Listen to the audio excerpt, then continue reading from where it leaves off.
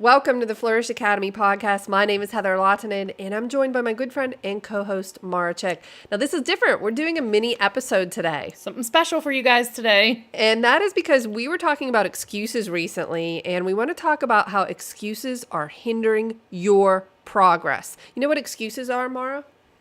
They're lies. Lies. They're lies from the pit of hell. Where all lies originate. I'm quoting Heather. Yeah, Heather excuses, I always say that. Excuses are lies. So you say things like, I'm not good enough, lie.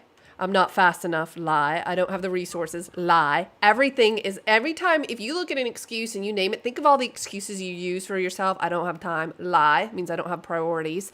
Every excuse is a lie that we tell ourselves in order to let ourselves off the hook. It gets us out of accountability. We blame everyone else, point fingers. And then we've said this multiple times. It gives control to somebody else.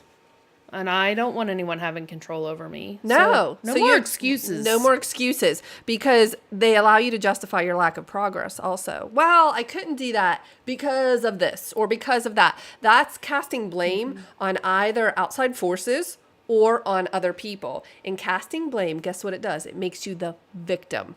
Excuses make you a victim. So if you don't want to be a victim, stop using excuses, because they're lies anyway. If you say to yourself, I am in control, I can make change happen, I can do it, I have time, I own time, I am smarter, I can learn it. These are all the truth. So you have to take the excuses, which are lies, and replace them with the truth, which is you can do all of those things. Sometimes you choose not to. It's okay. It's your decision. But when it's an excuse, you're making it as if it was outside of your control. It wasn't a decision from you, that it was somebody else that imposed that on you or some outside force. And I'm not going to tolerate it. Do you think we make excuses because we're afraid of failing? For sure. I mean, definitely. It lets us off the hook. We don't want to put ourselves out there, and then it's like, oh, then I didn't fail at something. But hey, you gave it a try. What's wrong with trying? I mean, sometimes it just takes a little courage to get moving, and then once you do, boom. You have no idea what's out there for you. And the longer you make up these excuses, you're never going to get anywhere. What is a recent excuse that you've used that we can frame as a lie that it is? Okay. Oh, and now let me say this. No, go ahead. I don't want to beat anybody up over their excuses. No, that's fine. It's about making you better. No, this is good because next level. So people might not know, I had back surgery last year. I had herniated disc in my lower back, and I have not been able to work out in a year because of my back issues. That is an excuse, because I could go swimming. I could do an elliptical. There are ways to exercise that don't require pounding on my back, that would alleviate the stress. I am making an excuse for not working out and being lazy. Well, you own it. I'm owning it. I mean, I know it. I can't I love to run. I'm a runner, so I can't run. So you can't do what I can't do what I love to do.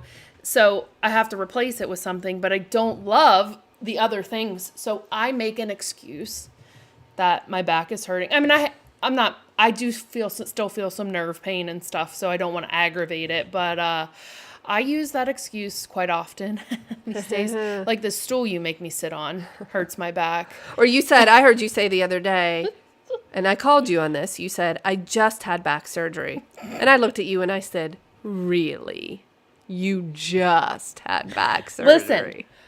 Okay.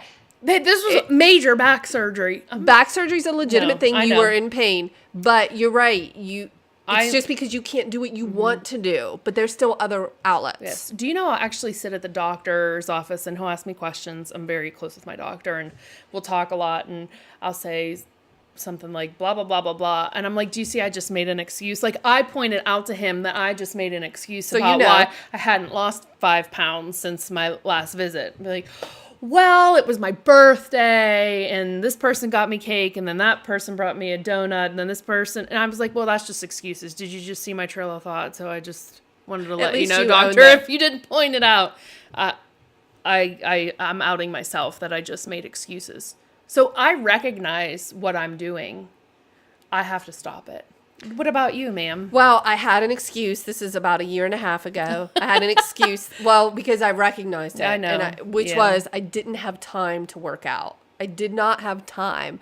Okay, that is, of all the lies, that's probably the biggest. You have time, you just choose not to. If you said to me, well, why don't you try to work out, and you gave me a time, morning, evening, whatever, I would literally have an excuse for every time that you presented to me. Well, I can't because I'm getting the kids ready to get on the bus. I can't because now the kids are getting home. I can't because I'm doing laundry. Literally, every excuse in the book, I knew they were lies to just get me off the hook. It was ridiculous. So finally, I dug in my heels with myself. This is an internal battle. And I said, these are lies. You can make time. So I started getting up earlier, and every day I get on the treadmill, and I have for a year and a half. So I'm on a streak right now. My watch tells me 62 days without missing a day of exercise. So I don't miss a day. I do it every day because I wanted to make it a habit, because I knew I would stick to it a little bit better. But it took me, 40 years to get to that point to figure out I was making an excuse that was a lie. I tend to use the excuse that I don't know how to do something. So let's take something that's more difficult, starting a business, or for some people, building the first website. They'll say, I don't know how to do that. Okay, that's a lie. You could learn how to do it, or you could pay somebody to do it. So what we'd love for you to do is leave in the comments your excuse right now. Try to stump us, actually. Yeah. We'll call you out on it. And we'll show you how that's a lie, because it will sound very legitimate, and you'll position yourself as the victim, which means you want people to feel sorry for you. I can't do that because of this. And then people are like, I want people to challenge me and be like, no. You can't do that. You can't do that. You just choose not to do it. Yes, I can swim. I'm actually a really good swimmer, but it might not be I your don't first like choice. to go to the YMCA and hang out with all the half-naked old men who are sitting in the hot tub staring at you while you get it. And you're laughing, but it's the truth. I had a stress fracture in my leg once, and I had to swim. Okay, swim. And I wrote this whole journal on like my pool diary of all the like crazy things that I saw in the pool. Okay. It's a pool diary. That's worthwhile. But you could definitely find something I could find something. There's an excuse means you're the victim. Now I'm going to have to hold myself accountable, because we're asking people to share their excuses with us, and then I have to actually take action now. I have an excuse right now. Yeah? Do you want to hear it? This is one I am literally struggling with right now. And that is, the last component is I just need to eat better. I eat fine. I don't eat horribly, and I eat reasonably. But I just sometimes make bad decisions, like apple pie or ice cream or... That's not a bad decision. That is divine. So good, right? And I think in moderation is fine. Yeah. Right? I love apple pie. I'm not going to have apple. Okay. But I make the excuse that I'm thin. See, I'm thin, so eating the apple pie doesn't hurt me. I don't gain 20 pounds when I eat that piece of apple pie. So I can eat the apple pie, but should I eat the apple pie? No, I shouldn't. So the excuse is, well, you're thin, it doesn't matter. But it does matter, because it's not good for you, right? Mm-hmm. So I have a million excuses why I would continue. Apple pie is an example, but the point is food that's not good for you, that's not nourishing to your body. I struggle with that, and so I make excuses as to why it's okay to eat that. But the truth is, I never accidentally ate anything. Oh, I did. I accidentally ate that bag of Doritos a couple weeks ago. Really? That's happened. It was an accident. All of a sudden, I don't know what happened.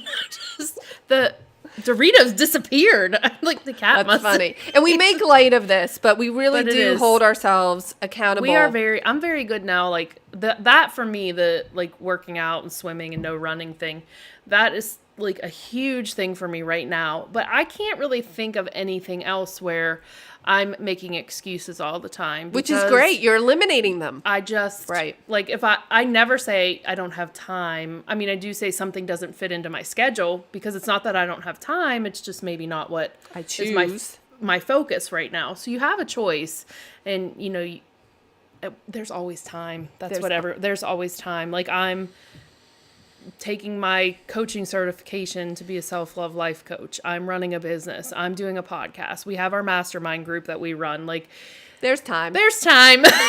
There's always just time. choose. You just have to find it. So we hope you enjoyed this little mini episode on excuses. Remember, they're nothing more than lies, and we want to hear it. Yeah. Okay, we want to hear what excuses you have, and we'll call you out on your lies. Let us hold you accountable, because you need to take accountability for your life and your actions. And you can't do that when you're making excuses.